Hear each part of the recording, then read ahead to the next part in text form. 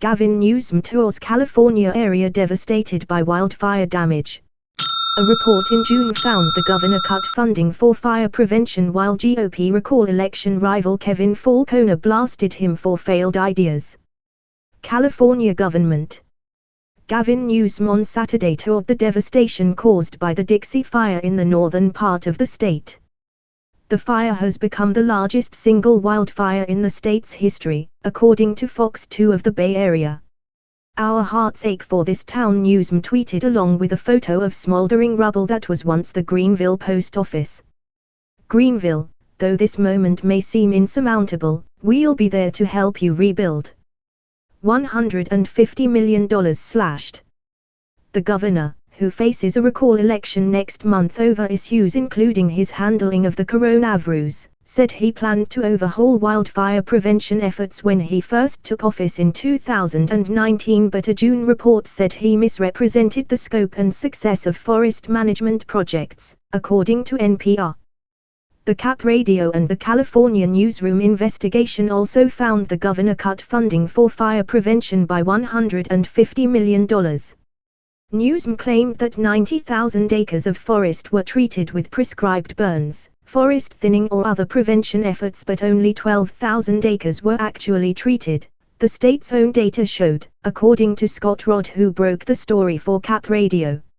Rodd told NPR Newsom has declined interview requests from Cap Radio, but the head of CAL FIRE, Tom Porter, said his department took the blame for the governor's misstatements over a lack of communication. Rodd said Porter added, "It's hard to prevent future fires when there are current fires going on, especially in a year like last year, when you had a record number of blazes going at once." Recall challenger Kevin Falconer, a former San Diego mayor, criticized Newsom's handling of wildfires Saturday. Dixie Fire is now the largest in CA history. Greenville tragically destroyed last night, he tweeted. Gavin Newsom's failed ideas increase the danger of these fires. "We need major fuel reduction, better fire roads, and robust evacuation routes for every community." War footing. Wildfires. The Dixie Fire is the latest in a string of devastating wildfires in the state over the last few years, spread by record heat, dry weather and strong winds. The fire has destroyed hundreds of homes and leveled much of the small town of Greenville, around 150 miles north of Sacramento. Greenville's roughly 1,000 residents were urged to evacuate Wednesday as the flames closed in and burned down various wooden buildings, some of which were more than 100 years old.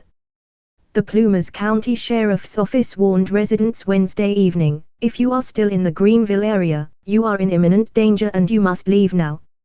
Plumas County Supervisor Kevin Goss called the destruction our biggest nightmare. "The Dixie Fire burnt down our entire downtown. Our historical buildings, families' homes, small businesses, and our children's schools are completely lost," Goss wrote on Facebook Wednesday.